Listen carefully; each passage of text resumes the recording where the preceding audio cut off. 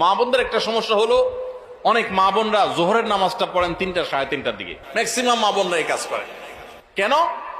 কারণ দুপুরে ওনারা রান্না বাড়া করেন, রান্না বাড়া করতে গিয়ে ওনারা শরীর ঘামায় টামায় যান, তখন শয়তান এসে মাসালা নিয়ে হাজির হয়।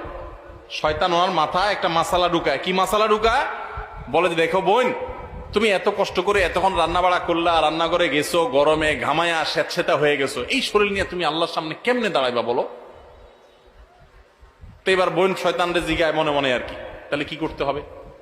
এবার শয়তান তার মনে মনে বলে দেয় যে, আরে নামাজ তুমি ঠান্ডা মাথায় ফ্রেশ মোডে পড়বা, হাতের কাজ শেষ করে নাও, রান্না বাড়া শেষ করে নাও, সবারে খাবার টাবার দিয়ে নাও, তুমি বাথরুমে যাও, সুন্দর করে গা ডলে গোসল করো, ফ্রেশ হয়ে আসো, এরপরে 3টা সাড়ে 3টা আসরের নামাজ সুই সুই হয়ে যাবে, এবার তুমি ফ্রেশ মুডে একটু নামাজ পড়ো।